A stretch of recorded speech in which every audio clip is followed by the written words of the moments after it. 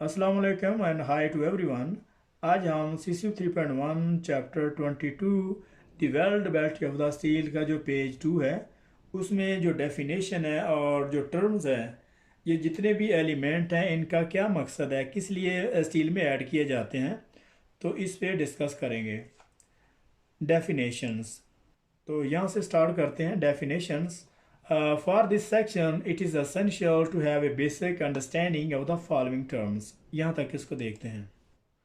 और इस सेक्शन में जो बेसिक जो असेंशियल जो टर्म्स हैं उनको कहाँ पे यूज़ किया जाता है और उसका मतलब क्या है, ये हम इसमें देखते हैं। तो सबसे पहले सोलोबिलिटी है, to be able to dissolve one substance in another like a sugar and tea. तो सोलोबिलिटी ये है कि अगर हम कोई भी अगर एलिमेंट है किसी दूसरे सब्सटेंस किसी दूसरे मवाद में अगर डालते हैं तो वो कितना हल होता है। जैसे अगर किसी चाय में अगर हम चीनी डालते हैं तो वो कितनी उसमें जो ऐड की जाती है और कितनी शुगर उसमें जो है वो ऐड की जाती है और कितनी उसमें डिज़ोल्व होती है। तो नंबर 2 में यहाँ पे maximum solubility, the maximum percent of the substance that can be dissolve in another. यहाँ तक इसको देखते हैं। और जो मैक्सिमम सब्सटेंस है वो दूसरे में कितना जो है वो डिज़ोल्व होता है। जैसे अगर चीनी है, अगर हम पानी में हल करते जाएं उसमें और डाल देते हैं, इस तरह डालते रहते हैं, तो एक टाइम आएगा कि उसमें जो शुगर है वो जो है वो डिज़ोल्व होना बंद हो जाएगी और जो शुगर है वो बर्तन के पेंदे में जो है वो ऐसा बैठना शुरू हो जाती है। और अगर 1 लीटर हमारे पास वाटर है और उसमें अगर 1 किलो उसमें शुगर जो है वो डिज़ोल्व करते हैं और इसी तरीके से वो 100% है, और अगर हम 1% उसमें और डालते हैं, मतलब 1 kg उसमें और डाल देते हैं, तो मकसद वो 2% उसमें जो है वो डिज़ोल्व हो जाती है। और इसी तरीके से अगर 3 किलो है, 1 लीटर में अगर 3 किलो उसमें जो है डिज़ोल्व की गई है, तो मतलब वो 3% है। तो नंबर 3 में स्टील है, the alloy of the iron with non metal carbon 0.01 to 1.4% carbon. यहाँ तक इसको देखते हैं। और ये जो स्टील है ये आयरन का अलॉय है और इसमें नॉन मेटल कार्बन जो है वो 0.01 टू 1.4% कार्बन इसमें ऐड किए जाते हैं। तो मतलब अगर कोई भी स्टील है तो उसमें जो मैक्सिमम उसकी जो कार्बन की जो लिमिट है जो उसमें ऐड किए जाते हैं वो 0.01 टू 1.4% कार्बन उसमें जो है वो मैक्सिमम इसमें ऐड किए जाते हैं। और इसी तरह से अगर दूसरे कार्बन स्टील हैं, जैसे प्लेन कार्बन स्टील है, दूसरे कोई भी अगर दूसरा स्ट्रक्चर है तो उसके हिसाब से उसमें जो है वो ऐड किए जाते हैं। यहाँ से इसको देखते हैं। Plain carbon steel, steel that contain only iron and carbon as a main alloying elements. तो स्टील में जो उसके जो मेन अलाइंग एलिमेंट होते हैं वो आयरन और कार्बन ही होते हैं। Traces of the manganese, silicon, aluminium, phosphorus and sulphurs may be also present in the refining. तो इसमें कुछ जो पहले से भी traces mean of manganese, silicon, aluminium, phosphorus and sulphurs may also be present from the refining। तो refining के दौरान इसमें जो है मैंगनीज, सल्फर और फास्फोरस है और सिलिकॉन, एल्यूमिनियम वगैरह हो सकती हैं।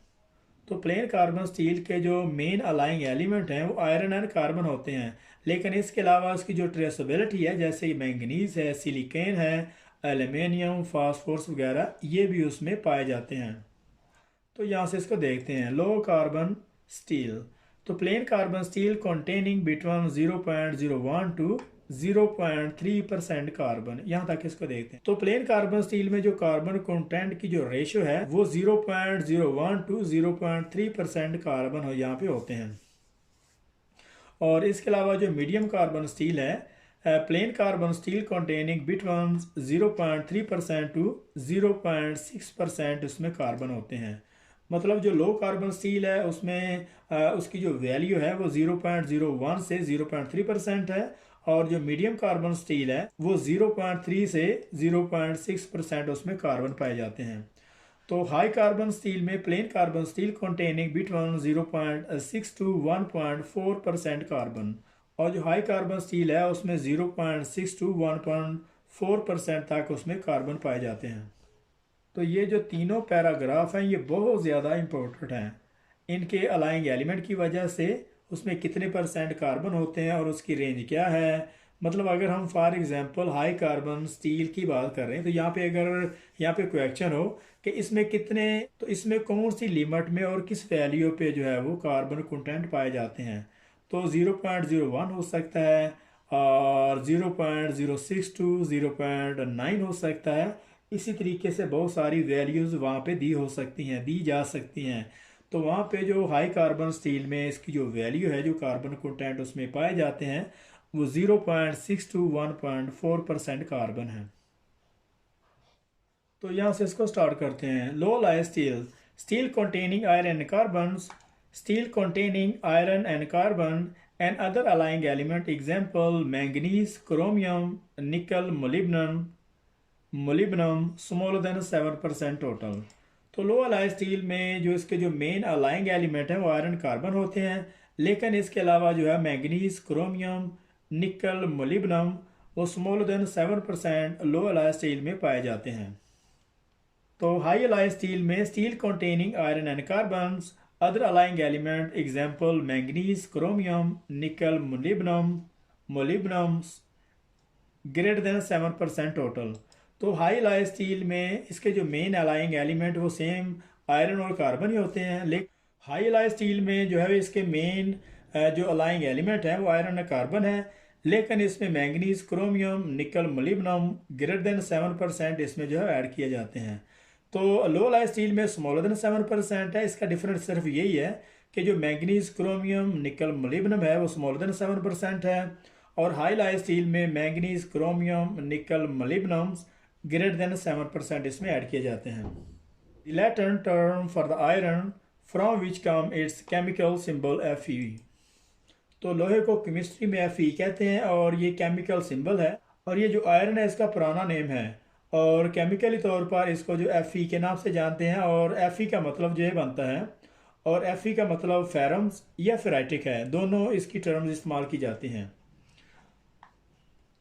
तो फेराइट में a low temperature structure of iron and dissolve carbon, the maximum solubility of the carbon occurs in the structure is 0.02% carbon. यहाँ तक इसको देखते हैं।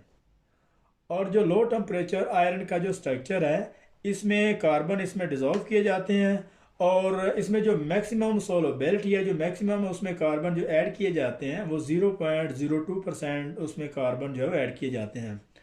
तो नेक्स्ट हमारा ऑस्टोनाइटिक है। A high temperature structure of iron dissolve carbon, the maximum solubility of the carbon occurs in the structure is 2.06%, इसमें carbon add किए जाते हैं। तो जो ऑस्टोनाइटिक है, और जो ऑस्टोनाइटिक है उसमें जो कार्बन डिजॉल्व किए जाते हैं वो मैक्सिमम जो परसेंटेज उसकी जो सोलबिलिटी है वो 2.06% कार्बन इसमें जो ऐड किए जाते हैं।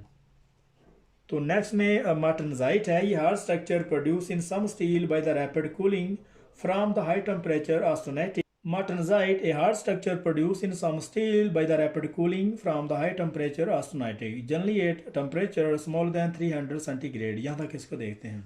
तो कुछ स्टील में रैपिड कूलिंग की वजह से उसमें जो है उसका जो हार्ड स्ट्रक्चर जो है वो बन जाता है, और जब हाई टेम्परेचर ऑस्टेनाइटिक में जब किसी भी स्टील को रैपिड कूलिंग किया जाता है तो उसका जो स्ट्रक्चर है वो हार्ड हो जाता है, generally at the temperature smaller than 300 centigrade. और ये आमतौर पर 300 सेंटीग्रेड से कम पे जब इसको रैपिड कूल किया जाता है और उसका जो स्ट्रक्चर हार्ड होने के चांसेस होते हैं। यहाँ से इसको देखते हैं। Diffusion, the movement of the solute atoms or molecules through a crystalline structure, this can generally be accelerated with increasing the level of the heat energy in the material.